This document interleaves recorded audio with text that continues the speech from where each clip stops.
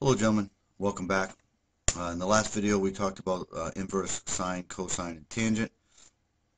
Today in this video we will do a quick review of those three, look at the domain and range of each one, and then do a little bit of practice and make sure that you're getting the understanding of it.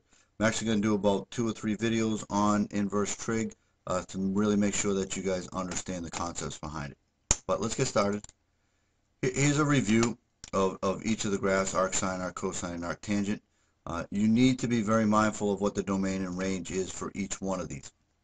It's important so that you know what to expect in certain situations. For example, if I gave you, what is the arcsine of 0, that means if we say that is equal to y here, that means that the sine of y is equal to 0. And on that happens many different times, but we're looking for a number. What this needs to produce is a number between negative pi over 2 and pi over 2. Okay? And so while you may tell me that y is equal to pi here, okay, because the sine of pi is equal to 0, and when I mark that wrong, you need to understand that the reason that's not correct is because pi is not in the range of the arcsine function. Okay, so you need to know what your values are going to be, what the range of the values that you're going to get when you use these inverse trig functions. Okay, so for arcsine it's negative pi over 2 to pi over 2, for arccosine it's 0 to pi, and for arctangent it's negative pi over 2 to pi over 2. Okay, also know what values you can plug into those functions. All right, and that's the domain part of it. Let's put some definitions to the inverse trig. Y is equal to arcsine if and only if sine of y is equal to x. And again, here is the domain, here is the range. You need to understand those two very well. Y is equal to arccosine of x if and only if cosine of y is equal to x. So this is just like what we did when we were looking at exponentials and natural logs, when we would write it in either exponential form or logarithmic form. The same idea is here because arcsine and sine are inverse functions of each other. Okay? Do the same thing with arctan. Arctan of x is equal to y if and only if tangent y is equal to x.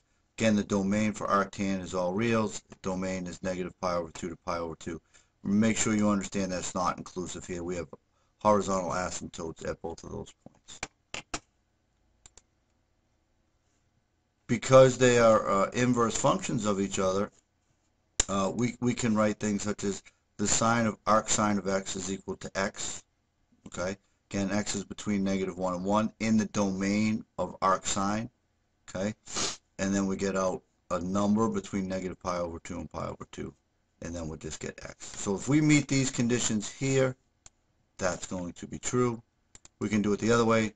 The arcsine of the sine of y is equal to y. This is very similar to saying ln of e to the x is equal to x, and e to the ln of x is equal to x, because these are inverses of each other. Remember, sine and arcsine are inverses of each other. So what one does, the other one undoes. We can do the same thing for cosine. Again, the difference is with cosine is that my range is different. My domain is actually the same, but my domain is different. My domain here for my range for arccosine is 0 to pi. Domain is negative 1 to 1. So I have this cosine of the arccosine of x, simply equal to x. Again, inverse properties. And the arccosine of cosine of y is equal to y. Okay? We can also do it for tangent. We have tan of arctan of x is equal to x. And the arctan of tan of y is equal to y. Okay? So those are just inverse properties of each other. And you guys should understand those. Let's do a little bit of practice. The arcsine is 0. We did this one. And remember, if you're confused a little bit, always rewrite. And this means if I say this is equal to y, that means that the sine of y is equal to 0. And I know that if I'm on negative pi over 2 to pi over 2, that would be equal to 0. Okay? Arc cosine is 0.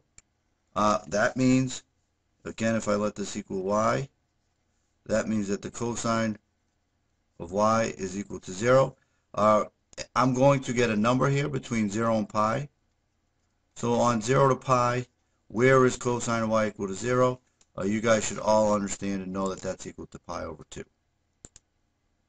Arctan of negative 1,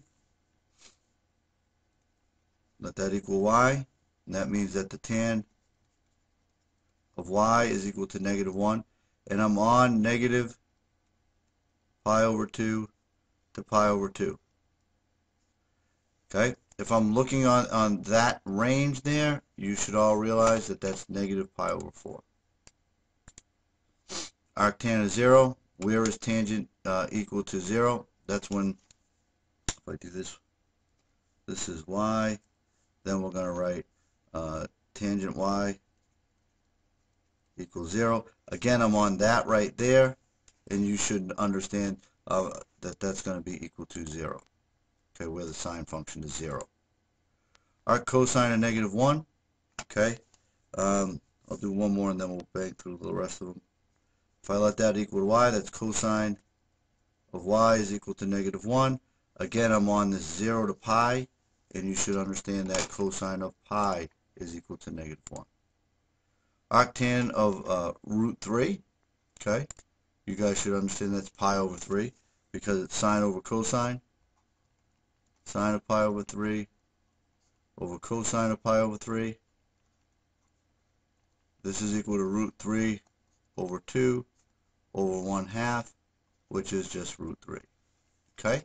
Again, you guys have to make sure that you really know your unit circle. Arc cosine of negative 1/2 is going to be equal to second quadrant. We're going to be 2 pi over 3.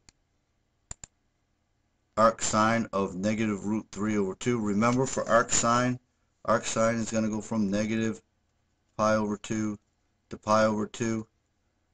That's my range, and so I know that this is going to be in the fourth quadrant, and I'm going to get negative pi over 3.